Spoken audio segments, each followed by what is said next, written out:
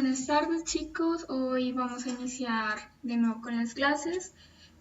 Recuerden, pues yo soy la profe Angie y si tienen alguna duda, por favor de la anterior clase, por favor, este es el momento para hacer preguntas. La clase anterior, si recuerdan, fue sobre Estado y economía. Primero vimos que era economía, luego cómo se define el Estado en la economía, de dónde están los recursos económicos del Estado, cómo se distribuyen, acerca de la deuda externa, entre otras cosas. Entonces, si tienen preguntas acerca del tema anterior, pues este es el momento.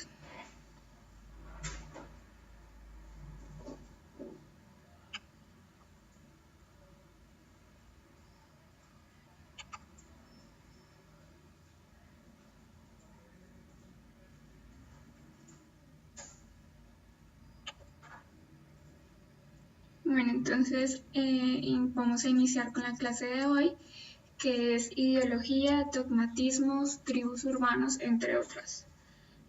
Ese tipo pues, de grupos. Entonces, lo primero que quiero saber es ustedes qué entienden por ideología. Entonces, voy a esperar unos minutos para ver ustedes qué entienden por ideología y empezamos la clase.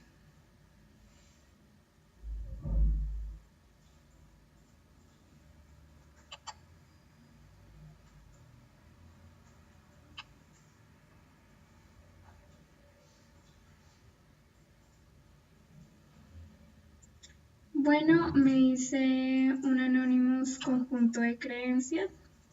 Sí, hace parte de un conjunto de creencias, pero va mucho más allá, porque cuando uno dice conjunto de creencias puede relacionarse también con una religión, con una tribu, puede relacionarse con muchas cosas.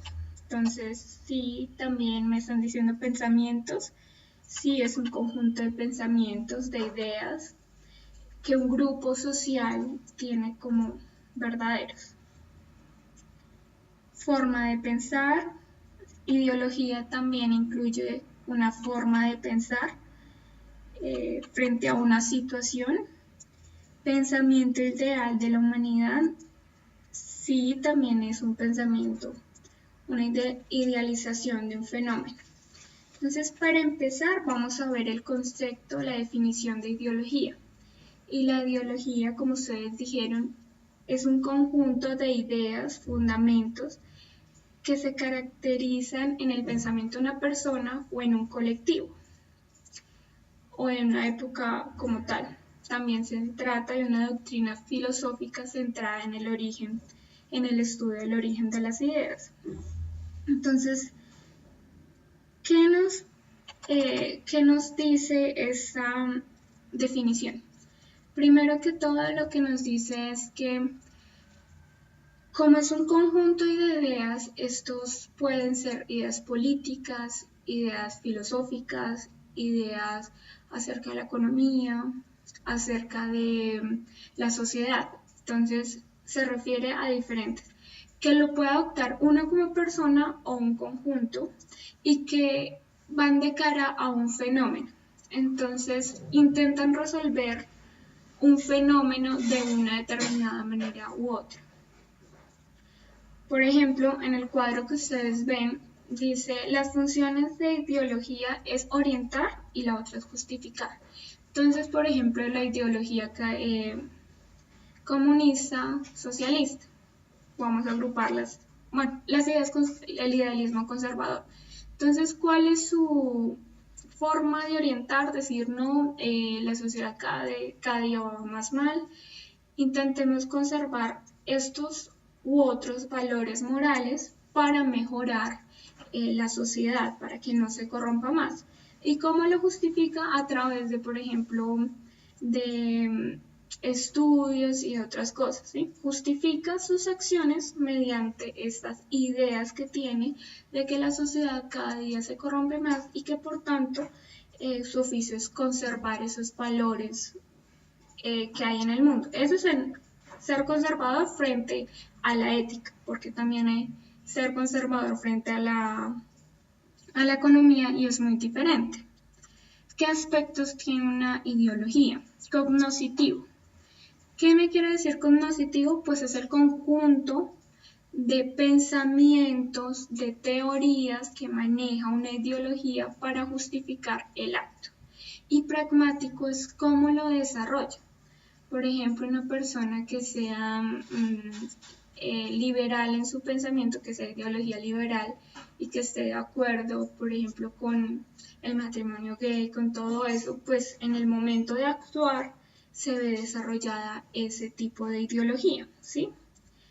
Entonces, ¿esto qué genera en una persona? En una persona genera un conjunto de formas de comportarse y formas de ver el mundo.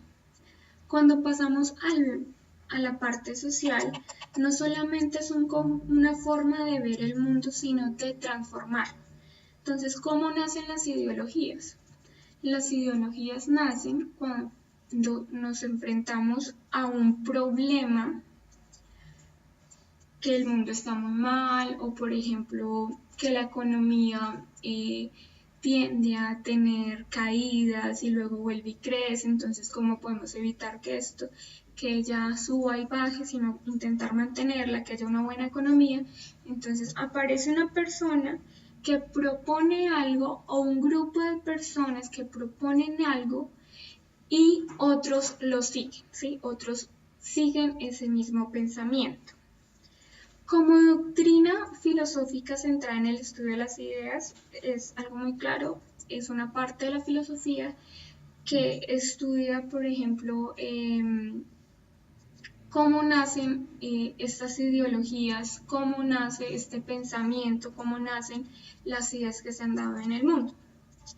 Entonces, si tienen alguna pregunta, muchachos, este es el momento de contestar, pues, de realizarla, y voy a estar esperando unos minutos.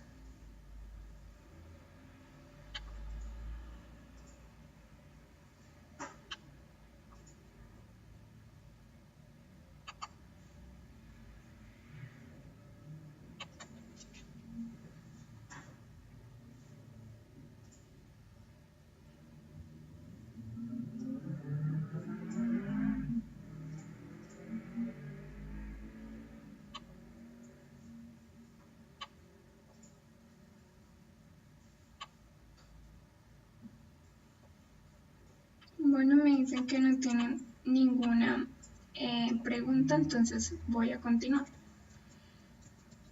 Entonces, esto es lo que es una ideología. ¿Qué tipo de ideologías tenemos? En este momento, las ideologías se pueden ver desde unas que reaccionan ante un acto. Por ejemplo, tenemos el socialismo, el comunismo, que intentan cambiar el pensamiento. Tenemos las conservadoras, que son, por así decirlo, intentan mantener unos valores, unas teorías, y tenemos unas revolucionarias, como por ejemplo también el marxismo y el comunismo son estas revolucionarias que lo que intentan es cambiar ese modo de actuar y de pensar que se ha dado hasta el momento. Encontramos por otro lado las reformistas, que son las intermediadoras. Dicen, sí, hay que cambiar cosas, pero no podemos cambiar absolutamente todo. Es como una postura intermedia entre esas revolucionarias y esas conservadoras. Entonces, ¿qué tipo de ideologías en este momento manejamos? Por ejemplo, en un lado van a ver una imagen de un muchacho con una bandera, que es básicamente una ideología, también hace parte de mi forma de ser y de mi forma de pensar. Es una manera de integrarme a la sociedad de una u otra determinada manera, ¿sí? De acuerdo a lo que yo también crea conveniente para la sociedad, para el mundo y para mi círculo social. Entonces vemos que por un lado tenemos el capitalismo, que es una ideología económica. También tenemos ideologías políticas, como fue el liberalismo en Francia, que también se puede ver desde un punto económico.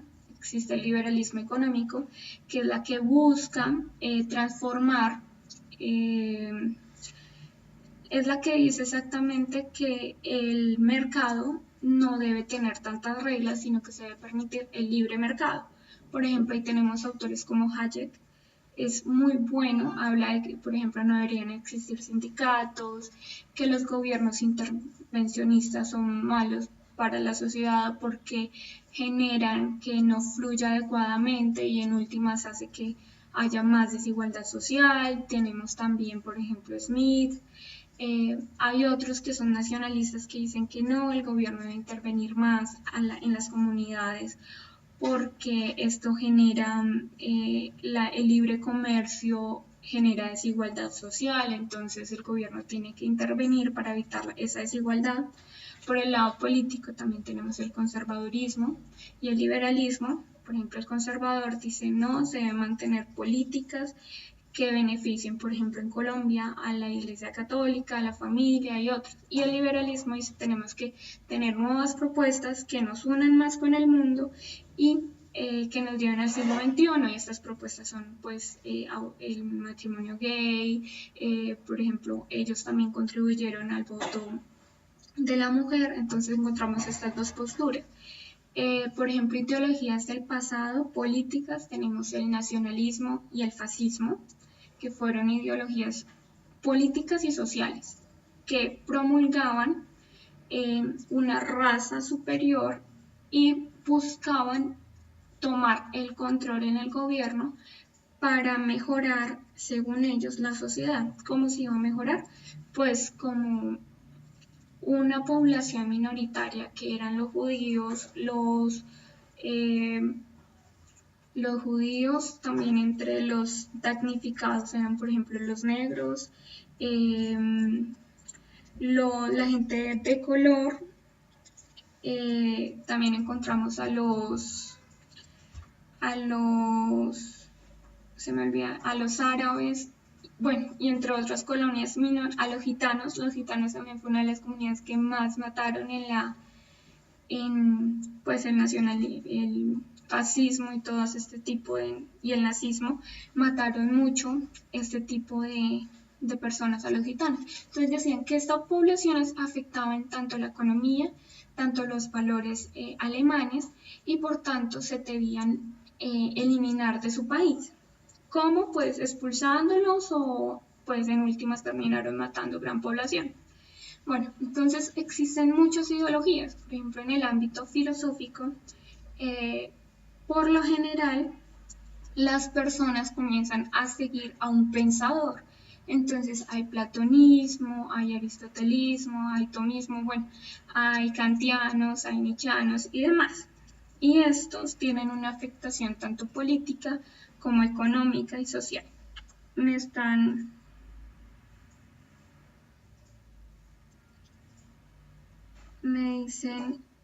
preguntando, va a pasar a las preguntas y me están diciendo, por ejemplo, ¿qué es nacionalismo? Nacionalismo es una ideología que plantea que se deben conservar más los valores nacionales, ¿sí? Que se debe buscar darle un impulso tanto económico como social como cultural, primero a las cosas nacionales y luego sí a los extranjeros.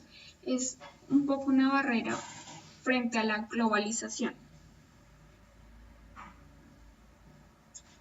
Los gitanos eran una población minoritaria y fue casi exterminada en la Europa de 1935-38, en la época de la Segunda Guerra Mundial, porque eran considerados de segunda clase. Me están preguntando qué revolucionaria, pues se refieren a ese tipo de ideologías que buscan un cambio social, ¿sí? Especialmente un cambio social que promulgan la revolución. Por ejemplo, el liberalismo en Francia buscaba no solamente un cambio a mediano o largo plazo en Francia, sino que promulgaba un cambio total tanto en la Constitución como en la organización social y política de Francia. Entonces ellos no solamente promulgaban una reforma, sino también una revolución. Por ejemplo, ahora, aparte de las ideologías que les acabo de nombrar, ¿qué otras ideologías ustedes conocen, que han escuchado?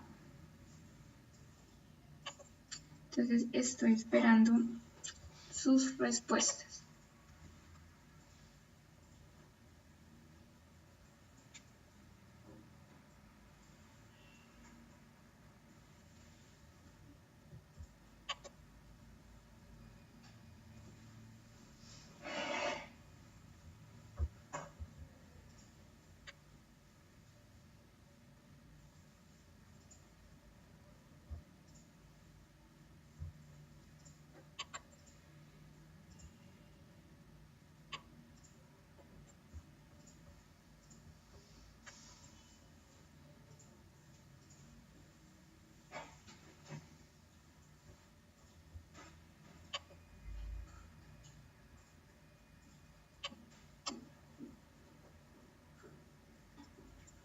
El marxismo, me están preguntando, sí, es una ideología, nace como forma de protestar frente a unas políticas que no beneficiaban, o sea, que lastimaban a los trabajadores, que abusaban de los trabajadores, por ejemplo, horarios de 12, 14, hasta de 20 horas, los niños trabajaban, etc. Entonces Marx, junto con Engels, escriben un libro que se llama El capitalismo, El Capital. Bueno, y ellos también tienen otros libros, y en ella promulgan que el capitalismo como tal genera pobreza y daña al ser humano, que lo ideal es tener una sociedad libre de clases donde todos sean trabajadores y terminen, pues, y todos tengan igualdad a la hora de trabajar, ¿sí? A la hora de vivir. Pero esto también genera una enajenación del ser, de la persona individual, porque si tú eres exactamente igual a todos en todos los aspectos, social, cultural, familiar, se elimina la individualidad. Entonces esto genera grandes problemas.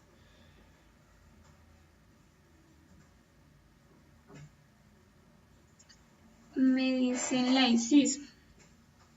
El laicismo no es propiamente una ideología, sino una tendencia en este momento de convertir los estados en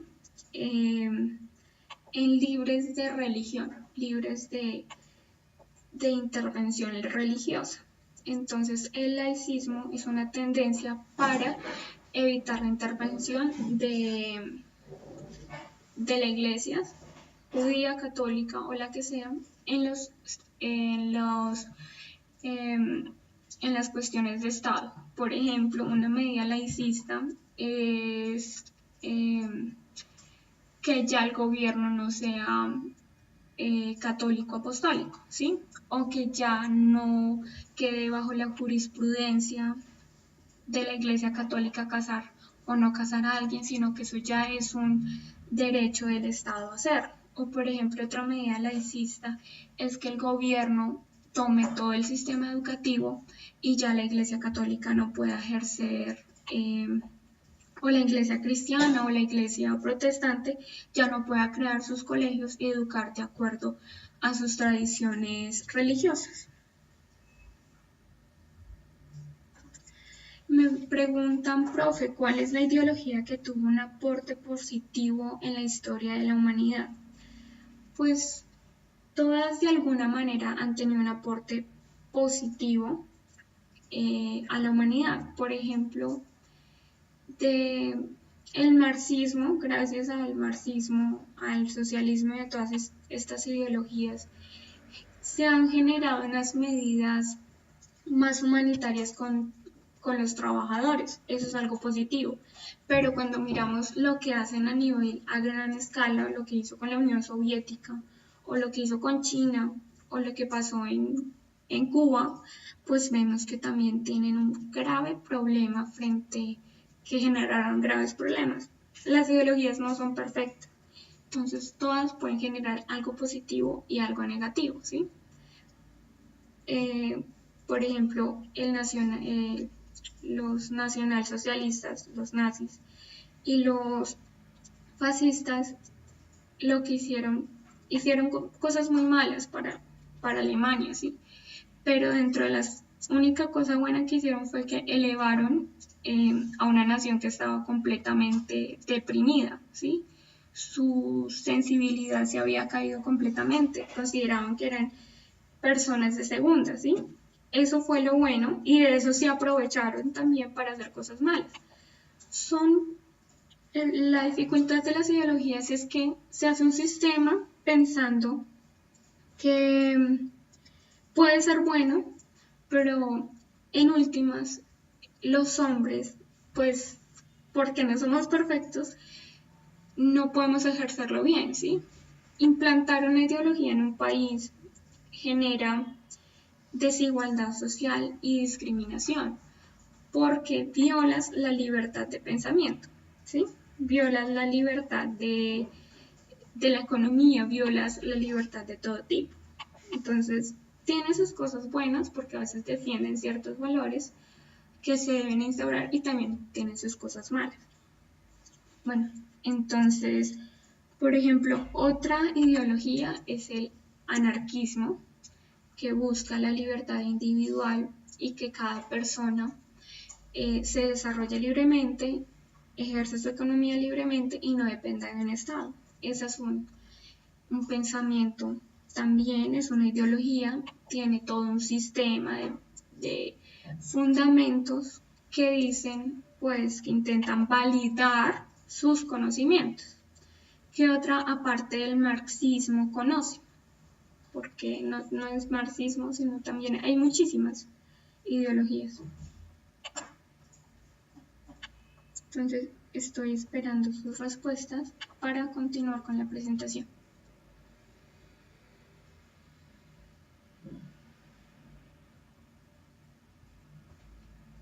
Bueno, entonces,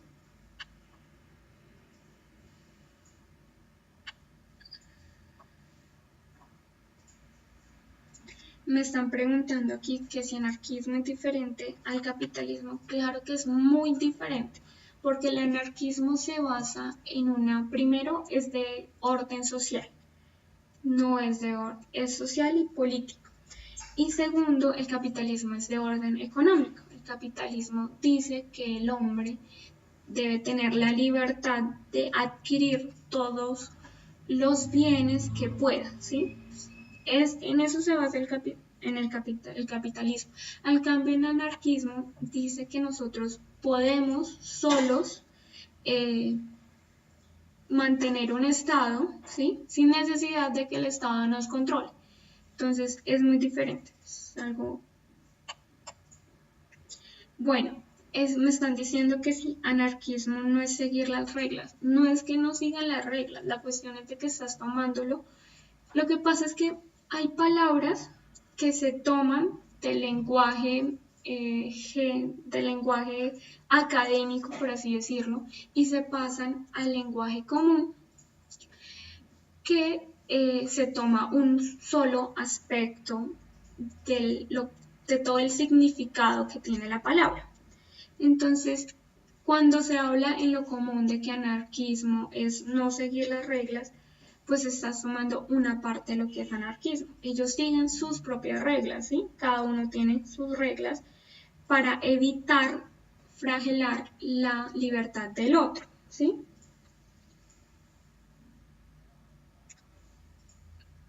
Entonces, sí siguen sus propias reglas, pero no siguen las reglas del Estado porque consideran que el Estado lastima, flagela la libertad de expresión, la libertad del hombre.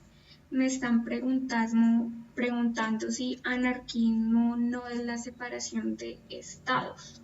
No es la separación del Estado. Como les estoy diciendo, estas cuestiones que me están diciendo sobre si anarquismo es no seguir las reglas, ya es como se utiliza en el lenguaje común, que es que yo me separo del Estado, tal.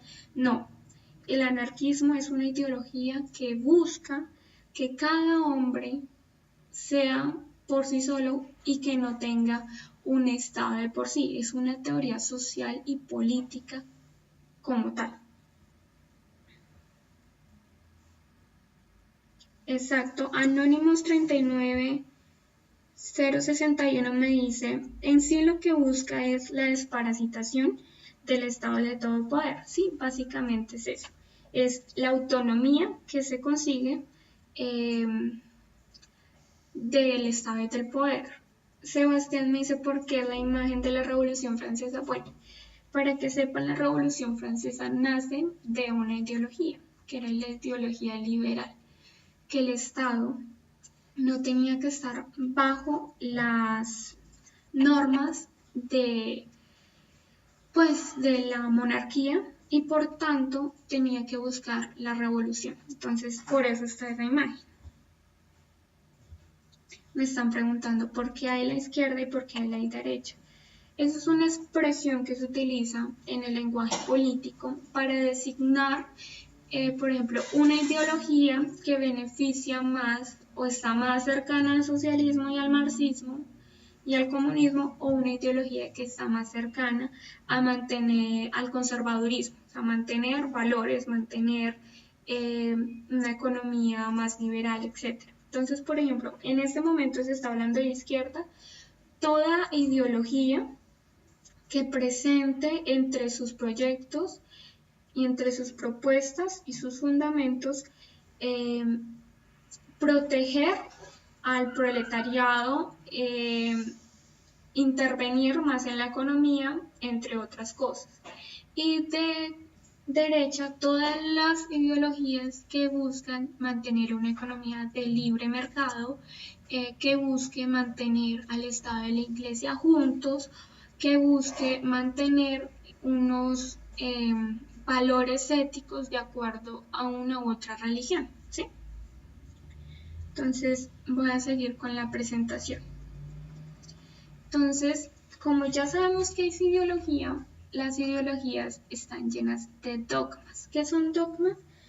Son teorías, son conocimientos, por así decirlo, que yo doy como verdaderos. Entonces, los dogmatismos se refieren a una cantidad de postulados o principios que no son posibles negarlos. O sea, un dogmático jamás te va a aceptar que un principio no es negable, ¿sí?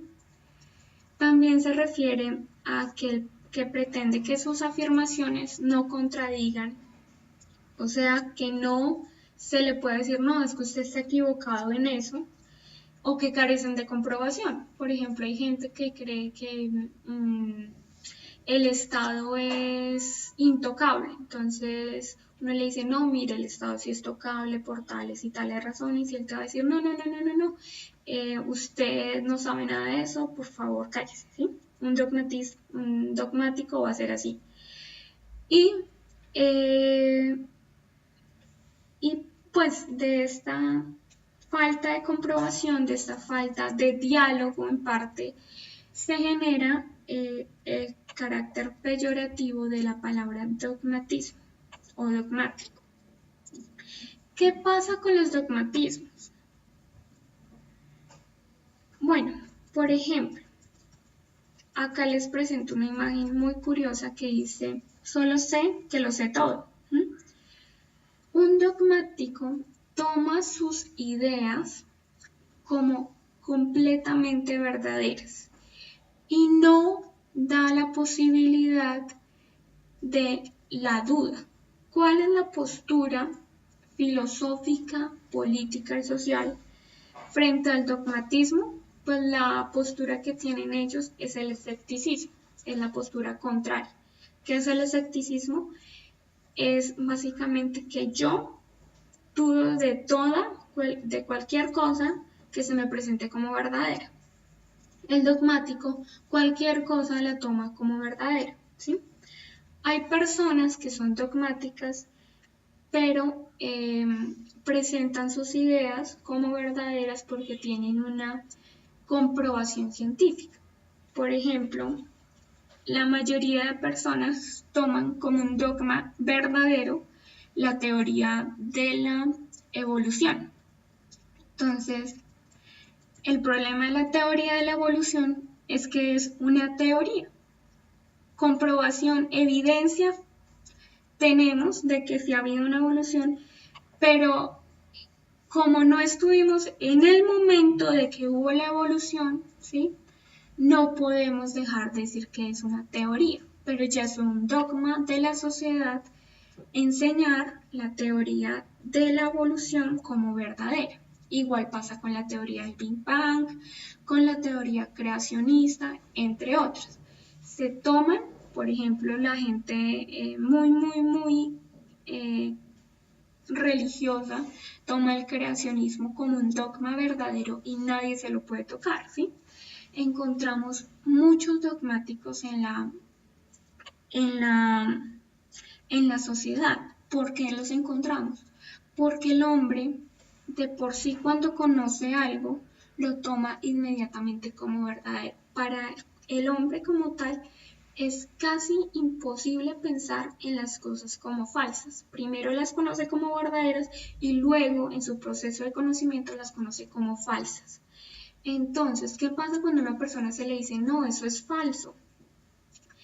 Él tiene que volver a reaprender todo lo que aprendió.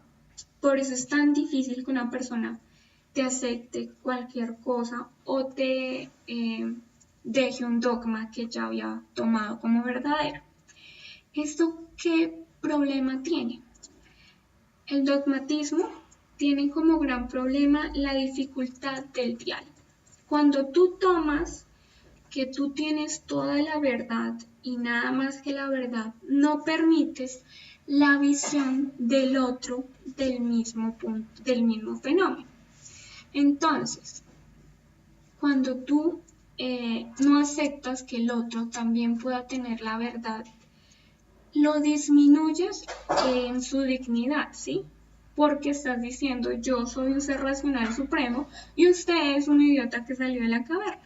Es un Homo sapiens, un Homo erectus que acaba de salir de la caverna y por tanto no tiene la posibilidad de refutar mis dogmas, mis creencias y demás.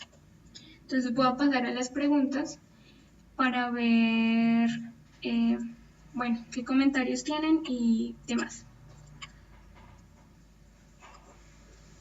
Sí, bueno, la religión, hay algunas religiones que son dogmáticas, hay otras religiones que no lo son, ¿sí? Eso ya es una postura personal.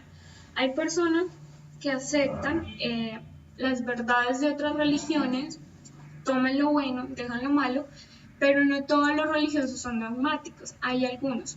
Se sabe que entre más dogmática es una persona, tiende a tener un nivel más bajo de tolerancia y de interacción social y también de coeficiente intelectual, ¿sí? Me están preguntando, ¿no es solo sé que nace? Si la frase de Sócrates es no sé, no sé, solo sé que nada sé. Pero esta es una caricatura que tergiversa la posición de Sócrates para mostrar lo que es un dogmático.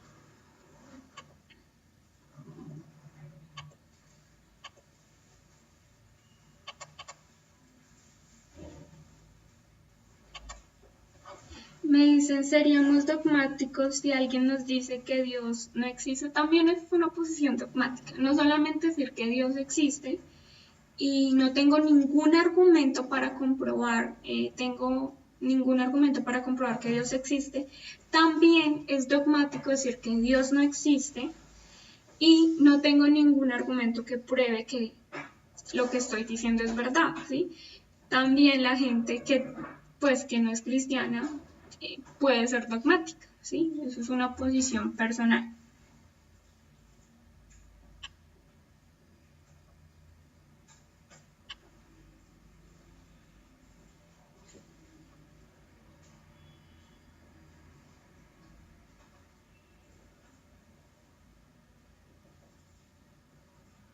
Me están diciendo los dogmas no son malos, puesto que permiten a la sociedad razonar lo malo sería ser dogmático. Exacto, los dogmas son buenos.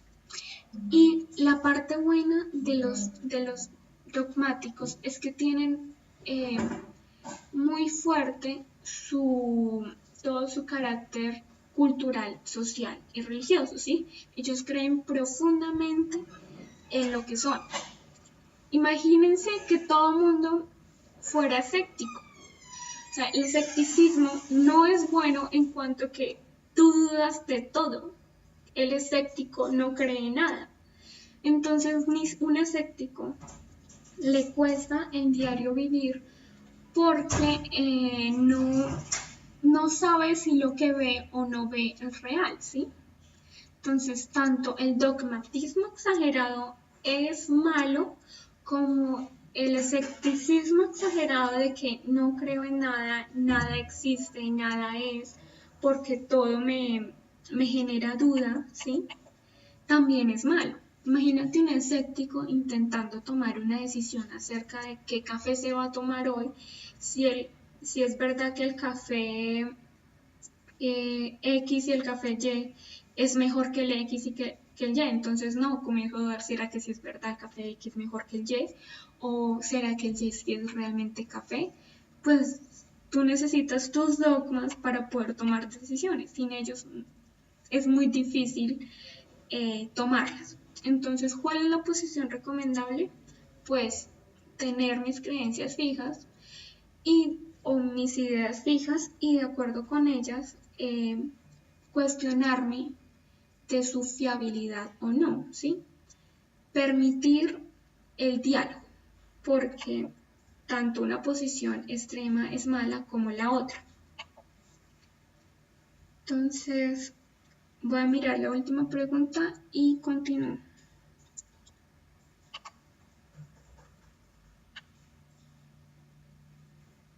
Entonces,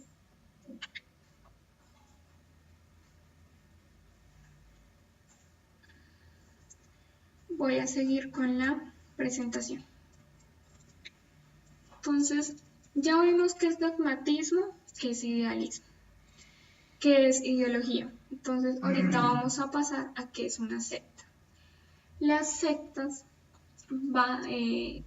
primero tienden a ser dogmáticas, ¿sí? Tienden a creer que su estructura de conocimiento es verdadera. Y segundo, también tienen sus ideologías. Entonces, ¿qué saben ustedes que es una secta? ¿Qué entienden cuando les dicen a usted que es una secta?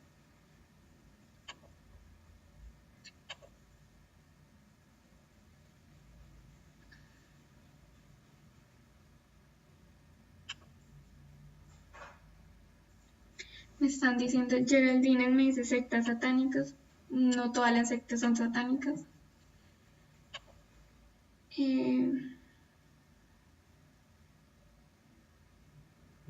Conjunto de seguidores, sí, vamos por ese lado. Entonces, voy a pasar directamente a la presentación. Y las sectas se refiere a un grupo de personas que comparten diferentes elementos como religiosos, políticos, sociales, ¿sí? Que se mantienen aislados. Lo importante de las sectas es que se mantienen aislados, se mantienen a un costado de la sociedad para no compartir sus conocimientos ni identificarse con ella. Eso es algo supremamente importante. Las sectas pueden organizarse con fines lúdicos o de placeres, mientras que otras se organizan con fines políticos o de mayor alcance como grupos de sociabilidad. Entonces, lo primordial es entender de que existe, por ejemplo, la sociedad y un sinnúmero de costumbres culturales que tiene la sociedad y las sectas son un punto aislado que dicen, no, yo con ese conjunto de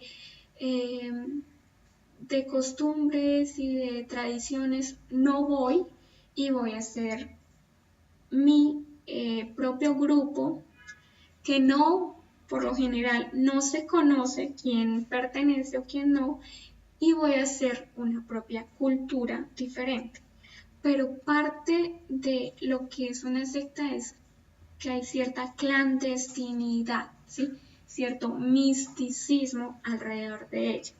Entonces, por ejemplo, sí, las sectas satánicas son uno, están fuera de la sociedad, fuera de toda religión, y generan un misticismo, y alrededor de ellos no se conocen bien quién pertenece o quién no, por ejemplo, y tienen una sociedad, una cultura diferente.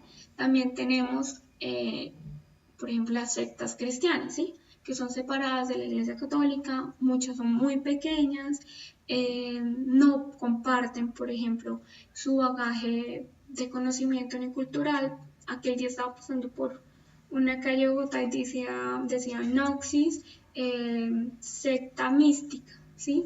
Entonces son personas que no quieren compartir sus conocimientos, que tienen las propias tradiciones, que por lo general incluyen un poco de mix. También están, por ejemplo, los masones, que son una secta que buscan una ideología política y social, son separados de la sociedad, no se conoce bien quién pertenece a ella o quién no, y tienen su propia jerarquía y sus propias tradiciones. Por ejemplo, ustedes que ya vieron o están viendo filosofía, los pitagóricos eran una secta, ¿sí?, de filósofos que no compartían su conocimiento al mundo acerca de los números y demás, y sus teorías filosóficas, que tenían todo un misticismo dentro de ellos y eran alejados de la sociedad griega. Entonces, esos son los ejemplos que le traigo acerca de las sectas. Voy a revisar los comentarios para ver qué preguntas tienen. Me dicen, ¿son seguidores de una ideología? Claro, ellos tienen sus propias ideologías y pues obviamente se rigen bajo ella. También las sectas tienen un carácter moral, no es solamente que tenga un carácter político, sino también moral. Son como seguidores de una religión o ideología, sí, hay religiones, hay sectas religiosas, sectas ideológicas, bueno, demás. Un grupo de personas con un pensamiento similar. Esto que me estás diciendo, Anónimos 81821, se puede aplicar, por ejemplo, para tribus urbanas, para sectas, para ideologías, para grupos de personas, se puede aplicar para muchos, para una religión, por ejemplo, también se puede aplicar. Es muy diferente una secta, una religión o una ideología, ¿sí? ¿Por qué las marionetas? Bueno, porque parte de de las sectas es de que como yo soy superior a ti, yo tengo más conocimiento que tú, ¿sí? Parte de las sectas implica que tú me tienes que estás bajo un nivel menor que yo, ¿sí? Entonces, esto genera una manipulación del conocimiento. Esto genera que tú, por ejemplo, en los masones, tienes que seguir las reglas y tienes que seguir lo que el masón de primera clase te diga, ¿sí? Entonces, sí genera una cierta manipulación entre sus adeptos, porque también no hay facilidad en el conocimiento, no hay acceso al conocimiento de una u otra manera. Acá me están diciendo, porque tratan de persuadir a los demás para unirse a una secta. También, aparte de las sectas, tienen esa peculiaridad. Intentan que otros se unan a ellas, pero siempre bajo la clandestinidad.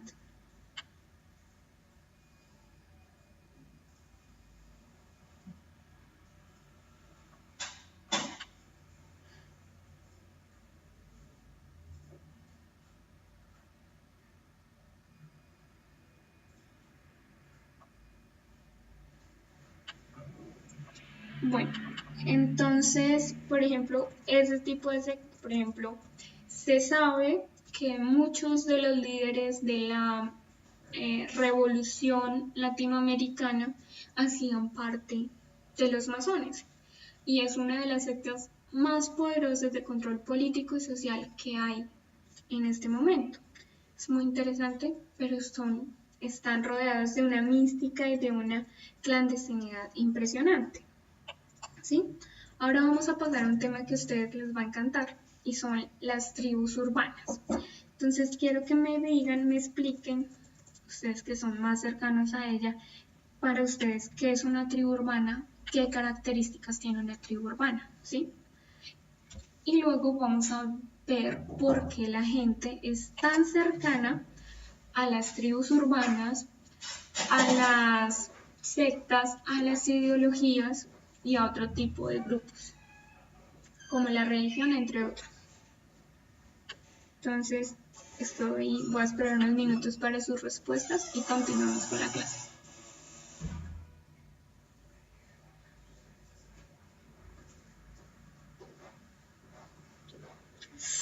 Uy, acá me están haciendo una pregunta. ¿Son como los indígenas refiriéndose a las tribus urbanas? Sí, es una parte de una tribu, sí, pero tienen un contexto completamente diferente porque las tribus son comunidades que pues tienen un estado social, jurídico, cultural completamente nosotros, y las tribus indígenas vienen antes de la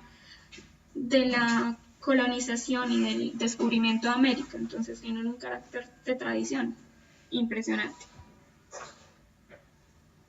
Me dicen características exteriores y psicológicas que buscan un fin común, me dice Geraldine, sí, es parte de las características, es esa. Un grupo de personas que comparten sus mismas ideas. Recuerden que eso también está dentro del idealismo, las ideologías.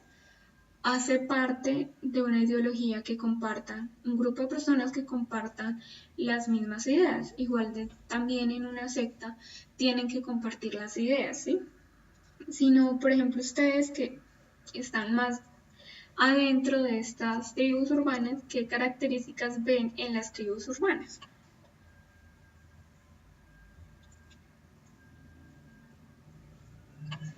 Me dicen pupis, los rockeros dependen mucho del punto de vista musical. Herminson 1998. Algunas parten del grupo musical, otras no necesariamente.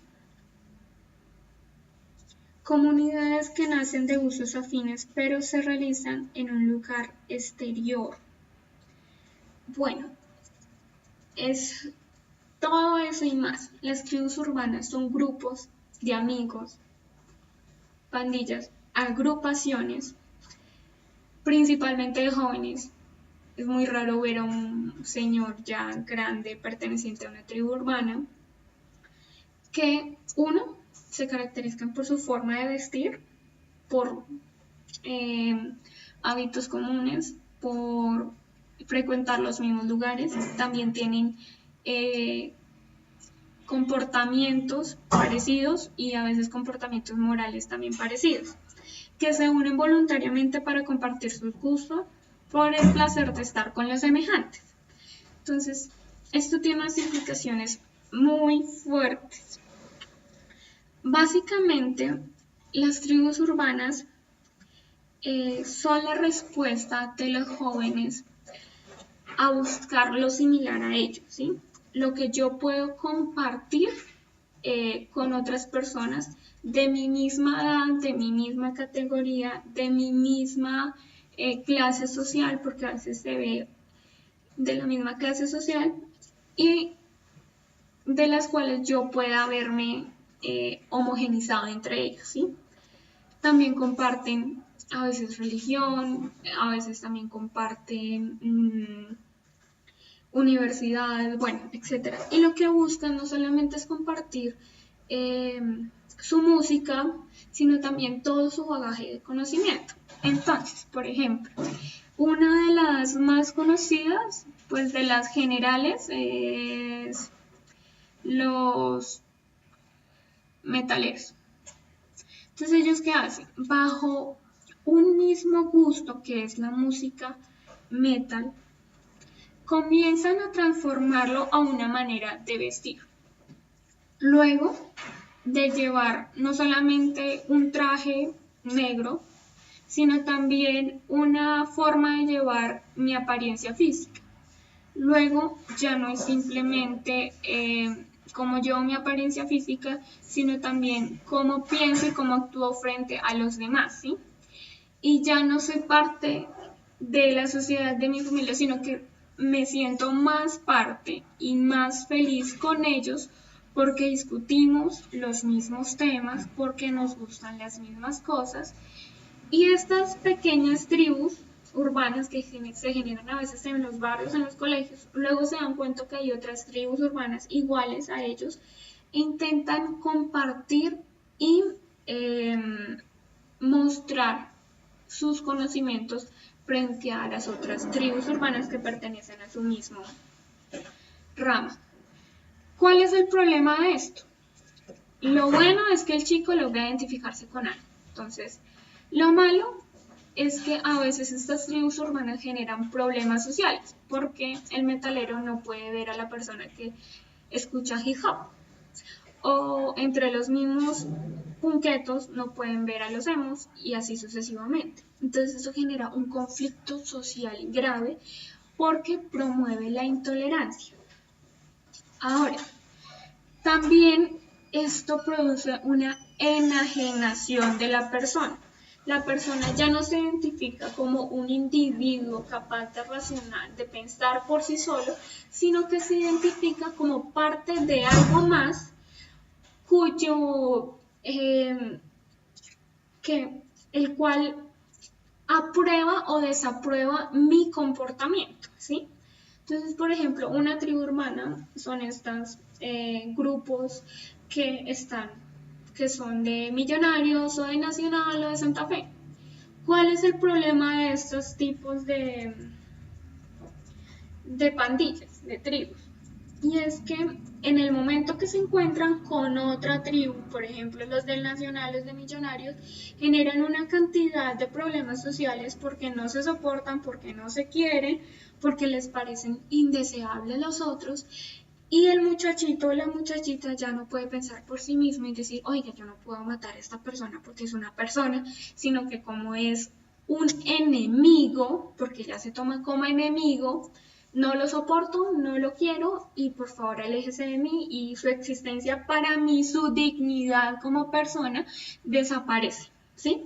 Entonces es bueno en cuanto que el sujeto se encuentra con otros de su misma clase, logra entender lo que es la comunidad, pero es malo en cuanto que yo me vuelvo intolerante frente a la diferencia del otro. Voy a pasar a las preguntas y luego vamos a ver cuáles son lo parecido entre estas ideologías, grupos, tribus, sectas y demás.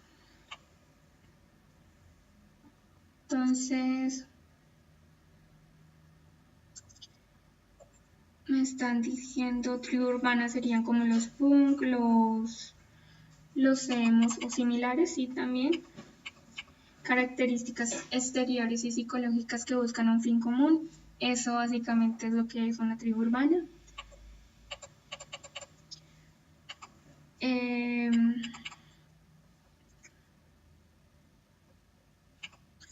Los grupos musicales sí son de los que influyen, claro. Por ejemplo, hay muchas tribus urbanas que nacen como de un gusto musical. Por ejemplo, hay unas que nacen por gusto de ropa. Entonces conozco unas que les gustan las cosas tecnológicas, pero les gusta vestirse de manera victoriana, ¿sí?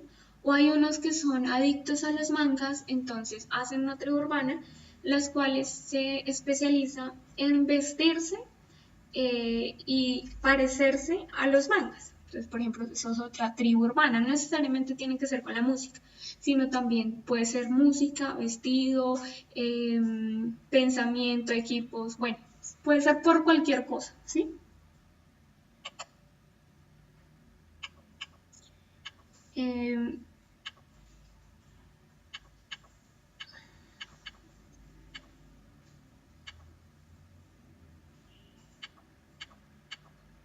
Bueno, me están diciendo, al fin de cuentas son un problema para la sociedad. Bueno, así como generan problemas sociales, como que se agarran entre unos y otros y luego terminan muertos y demás, así también pueden generar un bienestar.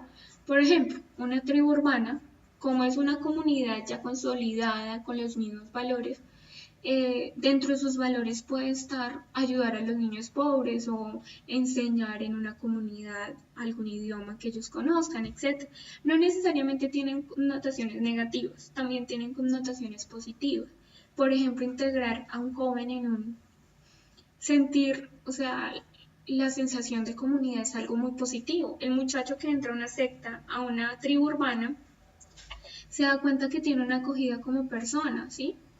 La cuestión es de que ya no diferencia entre él, ya no logra ver a los otros que son diferentes a ellos como personas, sino como enemigos. Entonces ahí está el problema, pero sí tiene sus lados positivos, como todo.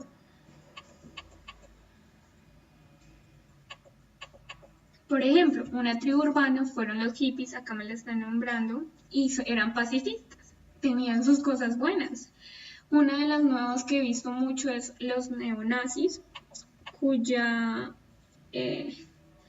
neonazis es una de las más raras que he visto porque son neonazis morenos, bajitos, con ojos negros, eh, o sea, va en contra de todo lo que era el nacionalsocialismo y lo implantan acá. Y por ejemplo, esa es una de las tribus urbanas que no es muy favorable porque promueve el racismo, ¿sí? Promueve a que existe una clase superior y el resto no pueden ser permitidos ni eh, pues no pueden seguir existiendo si no son enemigos públicos. Entonces, por ejemplo, una de las cosas que más sorprendió en la situación de los refugiados es que los neonazis quemaron uno de los, hubo unas batallas campales con los policías frente a los campamentos de refugiados de los sirios. Entonces, imagínate, eso no tiene nada de positivo, creer de que, pues como soy alemán, ario, blanco, alto, ojos azules, pues tengo que ir a atacar a un campamento refugiado de personas que están sufriendo la peor condición humana, que es salir de sus tierras huyendo, pues eso no tiene presentación, ¿sí? Entonces, por ejemplo, esas son una de las consecuencias negativas de una tribu urbana. Entonces, bueno, voy a leer las últimas preguntas y pasamos al siguiente tema. Creo que ustedes pueden discutir toda la cantidad de tribus urbanas que hay porque en este momento hay muchísimas, pero esto responde a una tendencia mundial de los chicos. ¿Cuál es esa tendencia mundial? Ya es difícil encontrarse, identificarse con una sociedad, por ejemplo, como colombiano. Ya para mí es difícil identificarme como colombiano por en parte la globalización y por la pérdida de las costumbres, ¿sí? Porque se ha perdido esa transmisión de papá, mamá al niño, ¿sí? Ya dentro de la familia, algunos de ustedes lo estarán viviendo, mamá y papá no están en la casa, no permanecen en la casa.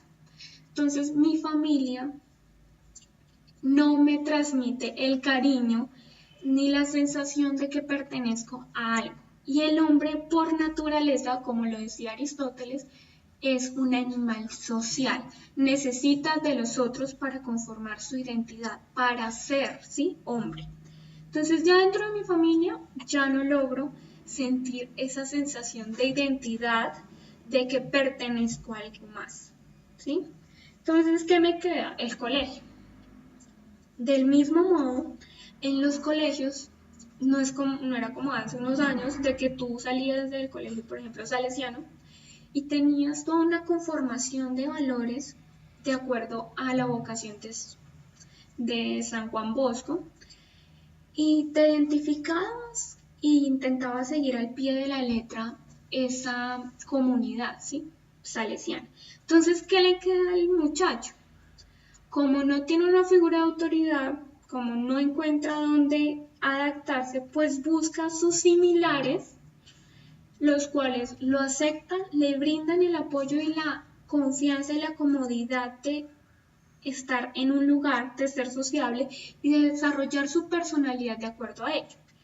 Entonces, ¿qué pasa? Estos chicos se identifican y su personalidad la adecuan a este nuevo sistema.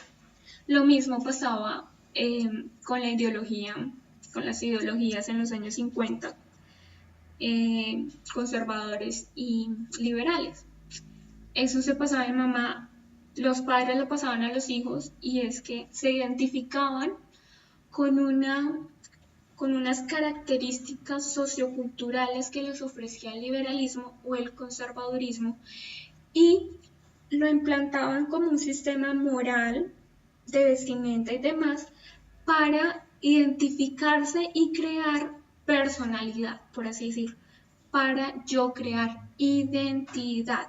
De ahí nacen todo este tipo de comunidades. Es la búsqueda del hombre de generar una identidad propia, de definir quién es, cómo se va a comportar y cuáles valores morales va a seguir, ¿sí?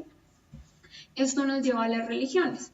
Las religiones también, a diferencia, no son ideologías porque las religiones vienen, por ejemplo, de la palabra relacho, que es relacionar, es una relación con Dios, pero también tienen la misma influencia en la persona. Tiende la persona a identificarse con una religión y busca seguir sus dogmas, todas sus costumbres y demás, y comportarse de acuerdo a una u otra determinada forma. También la religión, al igual que las tribus urbanas, las ideologías, los dogmatismos, las sectas, te dan la posibilidad de construir identidad, ¿sí? Y de ser de una determinada manera y te acoge, ¿sí? Te acoge como persona y te da la posibilidad de desarrollarte como hombre racional, ¿sí? La cuestión es de cuando ya se tornan intolerantes ante la diferencia. Ahí ya tenemos un problema porque esto genera un conflicto.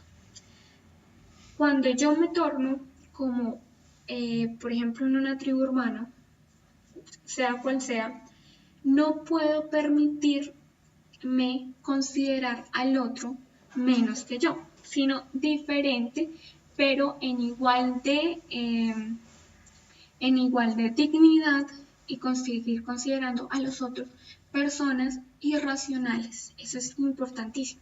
Ustedes que están tan expuestos a este tipo de fenómenos. Entonces voy a parar un momento y a revisar sus preguntas sobre cualquier cosa que tengan en ese momento. Entonces me dicen, Hitler se está revolcando en su tumba. ¿Cómo se identifican los neonazis? Realmente no, pues tienen una manera muy parecida de vestir todos, de negro, y por lo general llevan los símbolos nazis, la esvástica, entre otros.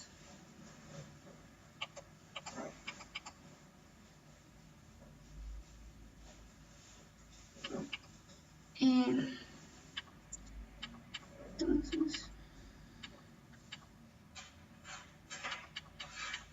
por ejemplo, una de las maneras también de identificar a un neonazi es que la mayoría tienen las cabezas rapadas. Esa es otra de las maneras de identificar.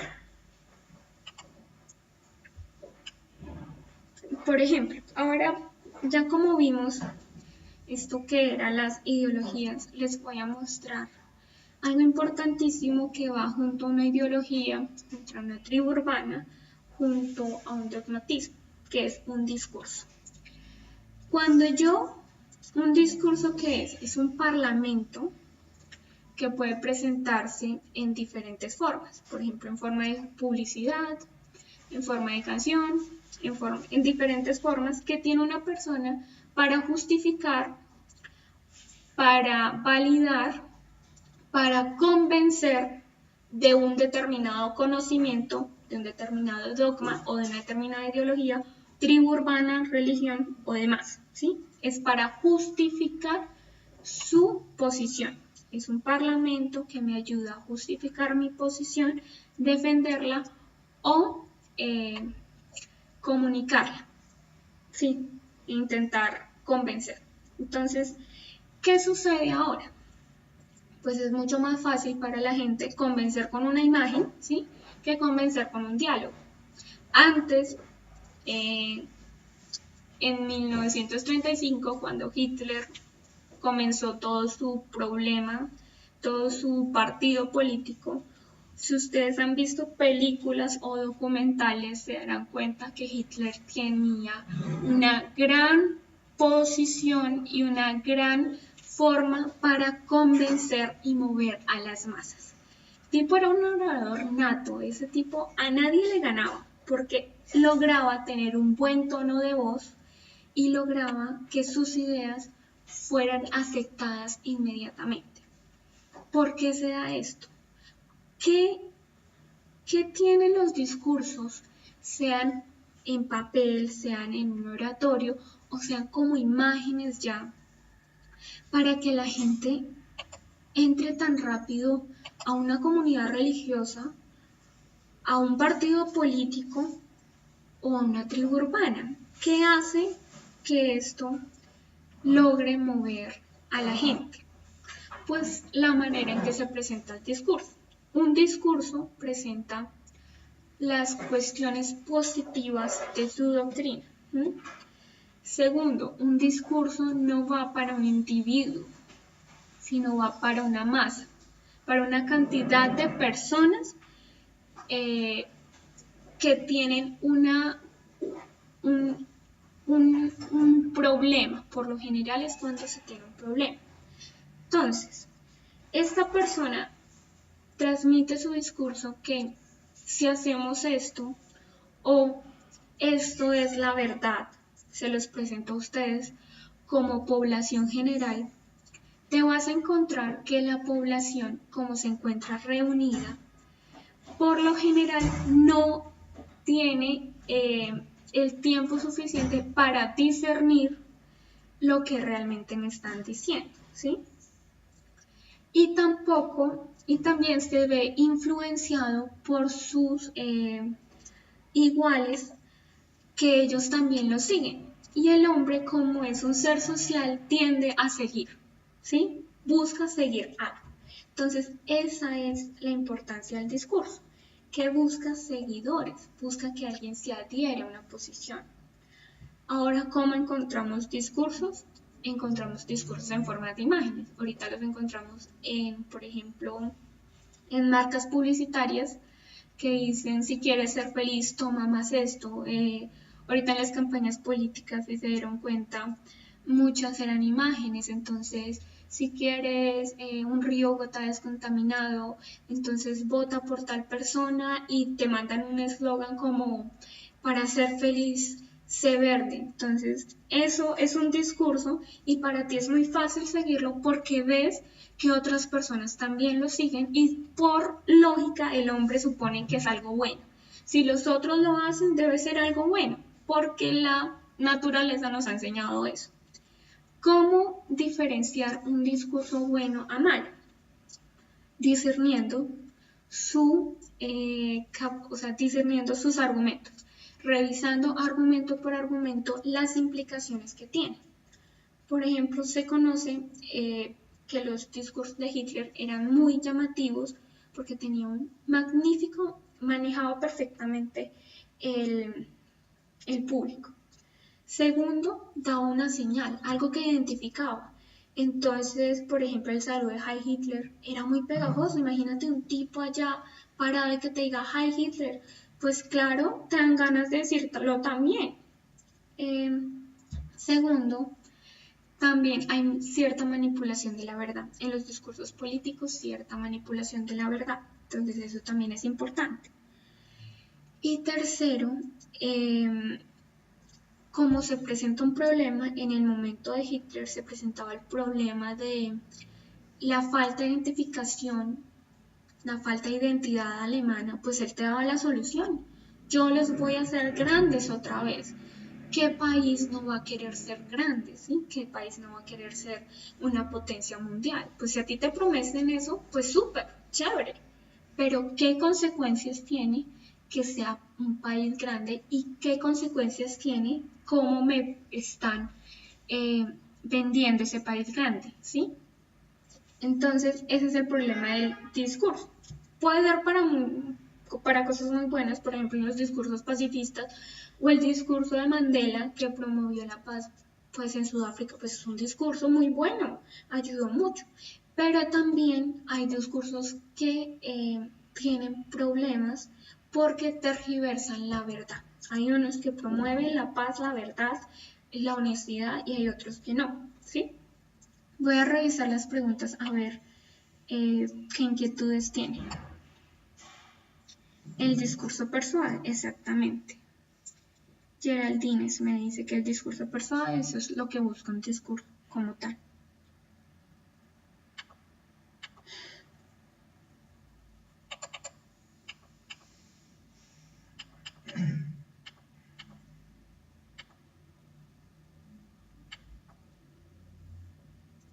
Me dice Anónimos 12701 me dice, pues por ejemplo manipulando la verdad. Esta cabra es madre y esta cabra es tuya. Luego esta cabra es tu madre. ¿Sí? Más o menos así se trabajan en algunos discursos políticos. Y te están vendiendo una cosa y tú también por la emoción de la gente, pues te comes todo el cuento y luego cuando comienzas a examinar las situaciones, te das cuenta de que eso no era tan maravilloso como se decía.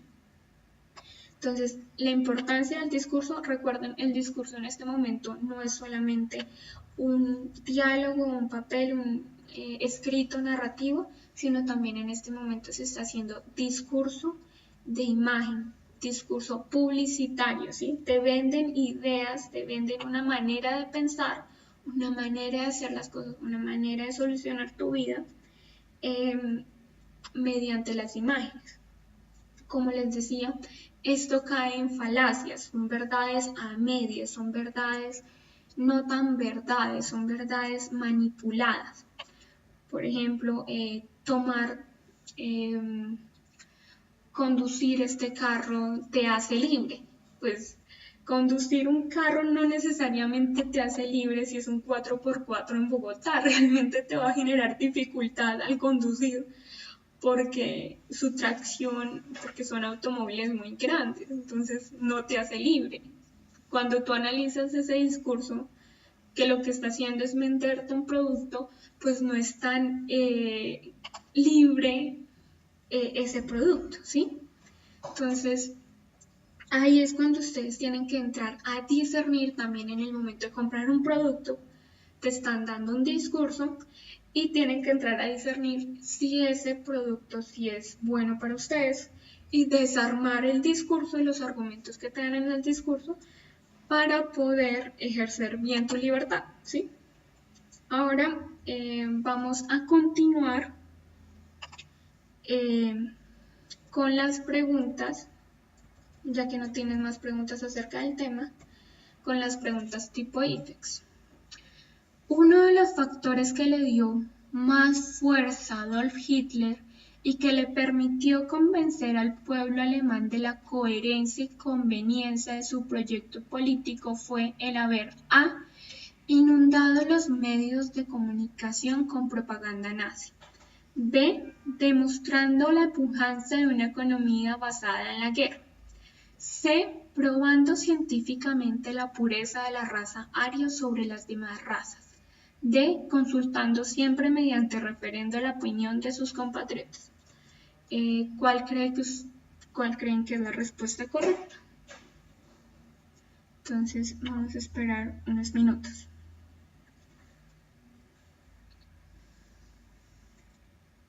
Me dicen que la A, me dicen la C, la A, otra vez, la C, la A, me dicen otra vez la A, la A. Entonces vamos a analizar la pregunta y les daré la respuesta.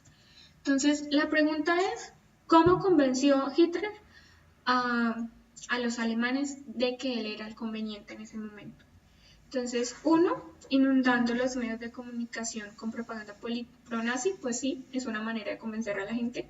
Dos, demostrando la pujanza de una economía basada en la guerra, pues esta es completamente improbable porque cuando tú dices es que yo voy a hacer la guerra, pues después de haber salido una guerra como la Primera Guerra Mundial, créeme que nadie te va a seguir con esa idea. Entonces, según los registros históricos, la guerra, él promulgó la guerra después de ser elegido, después de todo un proceso de adoctrinamiento de las personas y ahí sí dijo vamos a hacer la guerra para lograr conquistar todo lo que antes era alemán. Se probando científicamente la pureza de la raza aria sobre las demás razas.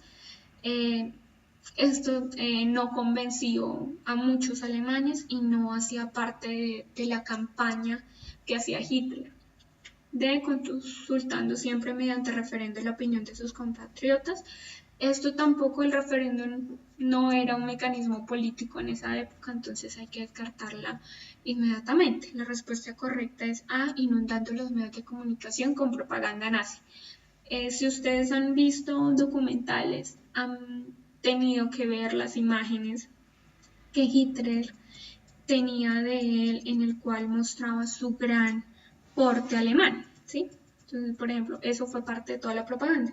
Hitler tuvo una gran campaña de propaganda, entonces uno convence a la gente más con publicidad, a veces que con un buen discurso político. Eso ahorita se ve mucho en las campañas políticas. La siguiente pregunta. Las democracias liberales y el socialismo, pese a ser sistemas políticos opuestos, se unieron para enfrentar el fascismo durante la Segunda Guerra Mundial. Filosóficamente eran progresistas y se oponían a los preceptos reaccionarios del fascismo.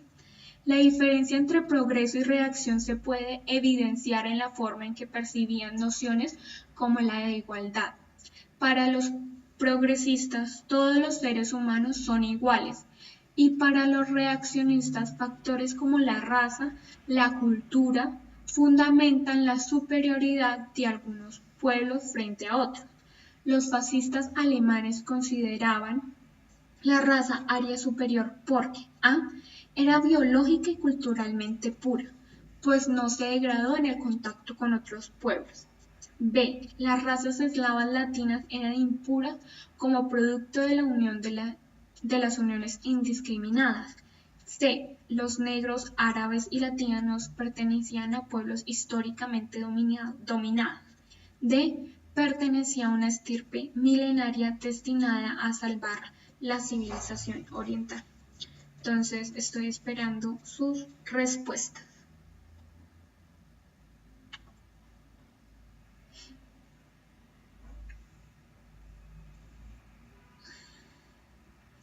Me dicen A.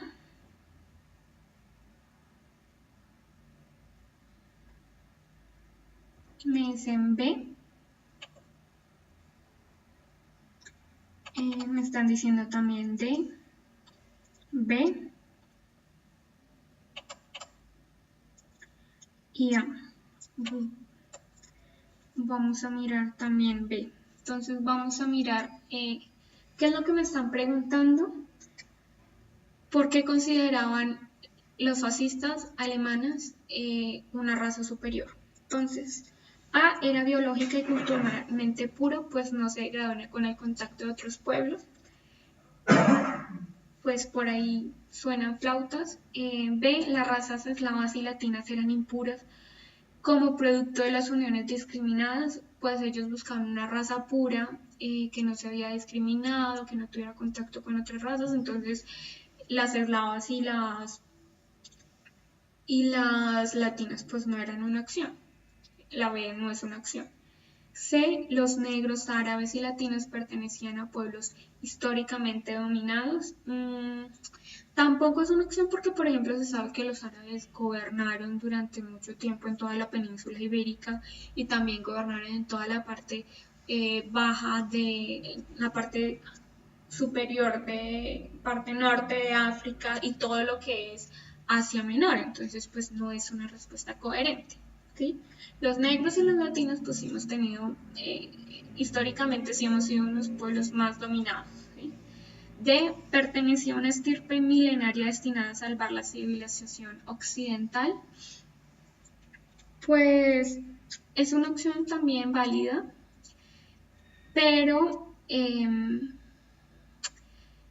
ellos no hablaban precisamente de una estirpe milenaria, porque también los judíos fue una estirpe milenaria que también podía salvar la civilización occidental. Entonces la respuesta correcta A era biológica y culturalmente pura. ¿Sí? Ellos buscaban una cultura pura, libre de cualquier combinación y especialmente que fuera descendiente de los griegos.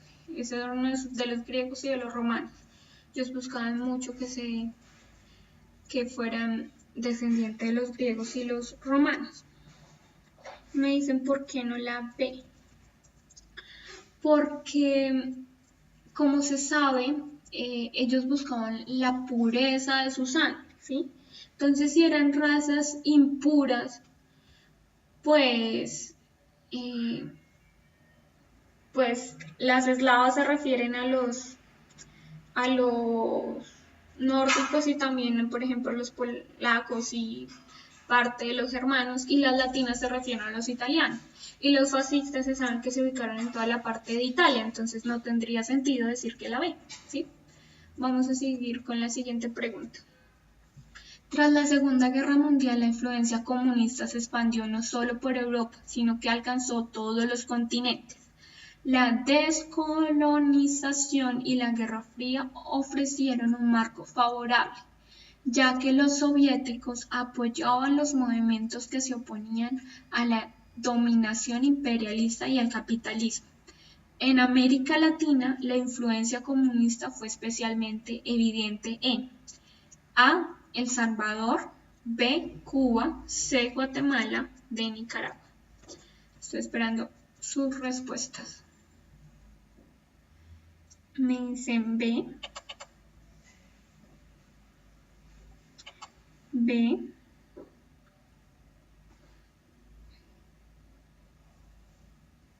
B, B, B, B. La respuesta correcta sí es B, pero también hay evidencia que, por ejemplo, El Salvador, Guatemala y Nicaragua tuvieron influencias comunistas. Lo que pasa es que realmente el proyecto se desarrolló en Cuba. Fue el único lugar en que se hizo un proyecto como tal y que todavía permanece. Bueno, la siguiente pregunta. El socialismo busca la igualdad social, política y económica. Para alcanzar este propósito, el socialismo propone A. Privatizar los medios de producción y lograr desmontar los sindicatos de las empresas transnacionales y multinacionales. B. Impulsar el consumo y la capacidad de endeudamiento de los trabajadores como factores fundamentales para dinamizar la economía. C. Ofrecer bienes y servicios según el esquema de los tratados de libre comercio y la apertura económica de las fronteras nacionales. D. Lograr la tenencia colectiva de los medios de producción y la consolidación del poder político de las clases trabajadoras. Entonces, muchachos, los estoy esperando a ver sus respuestas.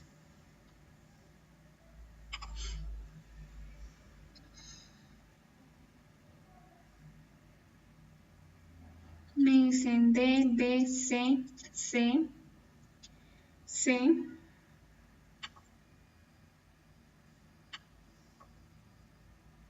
Entonces, no veo más D.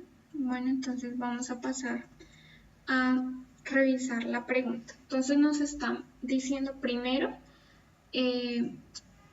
nos ponen como primer concepto el socialismo y ella qué hace, qué propone para alcanzar su meta de igualdad social, política y económica. Entonces, primero, privatizar los medios de producción y lograr desmontar los sindicatos de las empresas transnacionales y multinacionales. Pues dentro del socialismo, ellos promovieron los sindicatos, entonces no creo que ellos quieran privatizar los medios de producción porque eso lo hace el capitalismo y los de libre comercio tienen esa propuesta. Eso iría en contra de la igualdad social, ¿sí? Si promueven privatizar los medios. B. Impulsar el consumo y la capacidad de endeudamiento de los trabajadores como factores fundamentales para dinamizar la economía.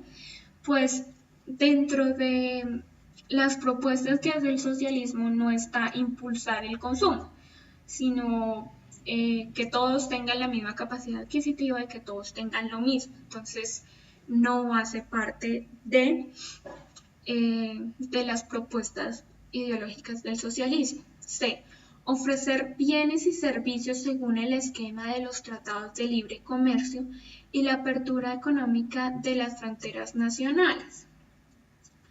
Entonces, la C, ofrecer bienes y servicios según el esquema de los tratados de libre comercio, pues dentro del socialismo no está en contra de hacer una economía dinámica, pero realmente no nos muestra el propósito del socialismo. Entonces es de lograr la tenencia colectiva de los medios de producción y la consolidación del poder político en las clases trabajadoras.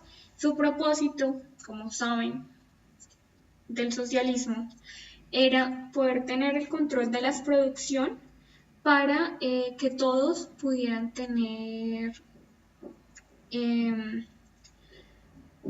la misma cantidad de bienes y servicios. Entonces es la D. Entonces voy a mirar si tiene alguna pregunta acerca de la pregunta.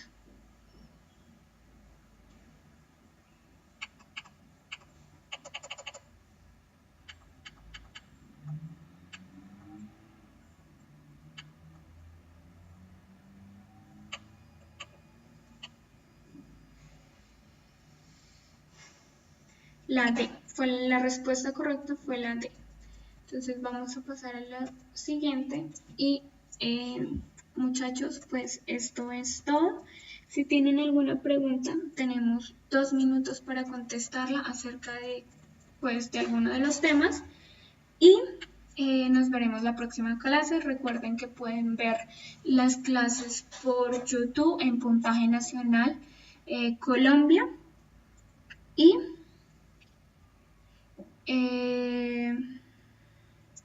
pueden ver todas las clases en Puntaje Nacional Colombia y van a tener la posibilidad ahorita de compartir con el profesor de biología. La clase empieza a las 7:05